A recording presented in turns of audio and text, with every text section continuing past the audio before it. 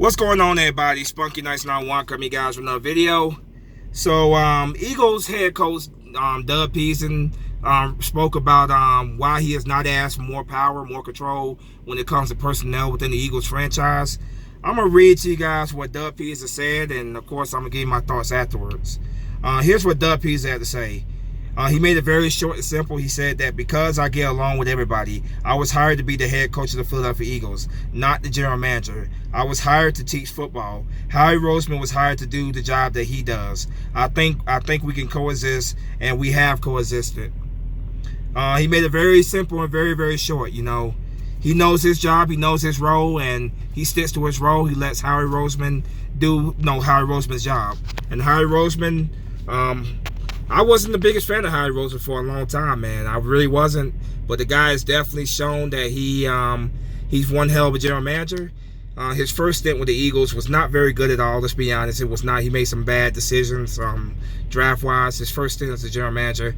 But I think the whole Chip Kelly debacle, it really lit a fuse under Howie Roseman, and he took that moment after getting demoted. He took that moment to come back strong, man, like to learn, and he's definitely learned. He's become one of the best executives in the NFL.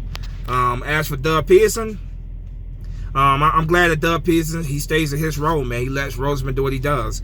Obviously after the whole debacle with Chip Kelly, where Chip Kelly wanted all the power, he wanted the final say and everything, and it didn't go well. It didn't go well, and you knew that Jeffrey Lurie, the owner, of course, of the Eagles, you knew that Jeffrey Lurie was not gonna, take that chance again after the whole debacle with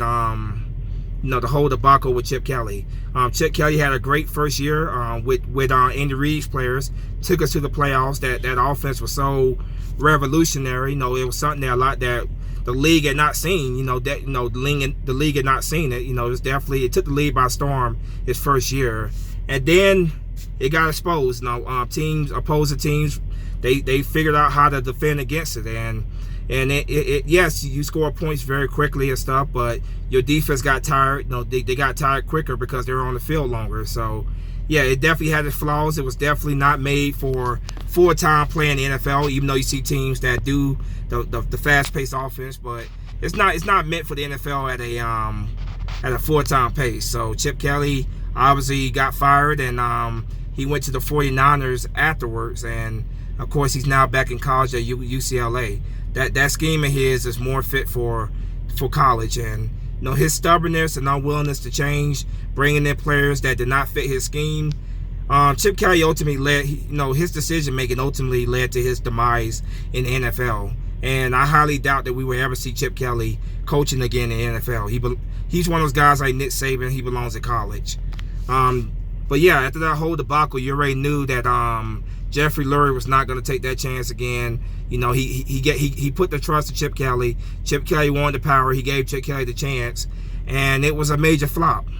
I don't knock Jeffrey Lurie for taking a chance. I think that was the right thing to do. Take a chance. Let this guy see what this guy could do. Jeffrey Lurie gave him a chance, and it obviously didn't work out. But Jeffrey Lurie has been one hell of an owner of this team, man. This team has had its longest stretch of success under Jeffrey Lurie. So overall, he's been a great team owner, and obviously, we got our first Lombardi Trophy with under Jeffrey Lurie's ownership, and under the general manager of under general manager Howie Roseman, of course, and under head coach Doug Pederson. Doug Pederson is the only head coach from that 2016 head coach. Head coach pool, whatever, that is still coaching the league with his original team that he was hired by. So they obviously made the right decision with Doug Pederson. I wasn't the biggest fan of the Doug Pederson hire when we hired him. I wish I was making videos back then, because it would have been funny some of the stuff I would have been saying, if I was making videos at that time. I started making videos shortly after that, but I wasn't the biggest fan of it all, because it just reminded me so much of Andy Reid, and we Eagle fans know very well how much of a choke artist Andy Reid truly is, man. So I wasn't excited about the hire at all. It wasn't a flashy hire. It wasn't one of those big hires like Adam Gase, who got hired by the Dolphins that year. Who else? Hugh Jackson got hired that year by the Browns, and both of those turned to be complete flops. Ben McAdoo, the Eagles were initially very interested in him, and the Giants rushed to hire him, because they did not want to lose him to the Eagles. And thank God the Giants went ahead and hired Ben McAdoo, because we would have been in a lot of trouble if Ben McAdoo had become our head coach. So Doug Peterson is living proof, man, that the flashy big name coaches are not always the best coaches. They're not always the best moves, and he was not one of those flashy coaches. The only team that was linked to Doug Peterson that year was the Eagles. Nobody else that I know of was looking at Doug Peterson. But Doug Peterson is definitely proven that he belongs in the league as a head coach. He's one hell of a head coach. He should have been coach of the year in 2017. I still call BS on that. Sean McVay got over him, and he is now mentioned up there with the best coaches in the league. I made a video about that a couple days ago. I feel like Doug Peterson was a little disrespected there. I still feel like he's a better coach than Sean McVay.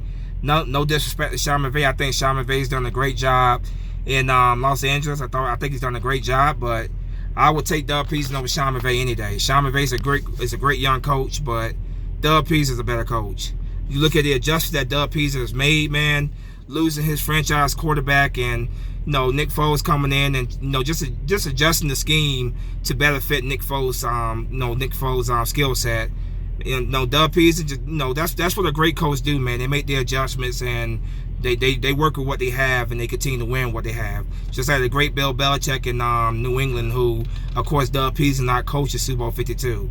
So, yeah, Doug Peterson knows his role, man. He knows his role as the head coach. He was hired to coach his team, and he's not looking to get more power. And down the road, maybe he might grab some more personnel power. But right now, I'm pretty happy where we're at right now. I think we have a great head coach, and we have a great general manager, in Harry Roseman.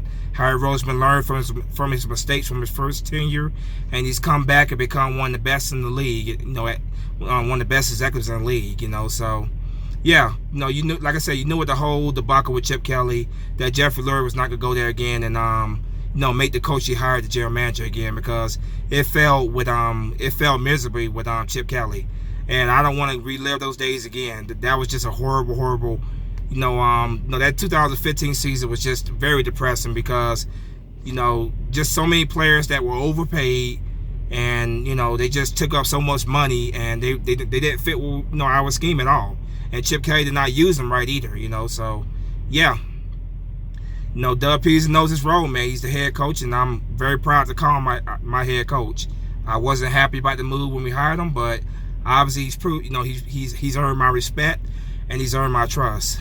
But anyway, man, you guys let me know what you think in the comment section. As always, go Birds. Spunky Nights 91 is out of here. Fly, go fly. Peace.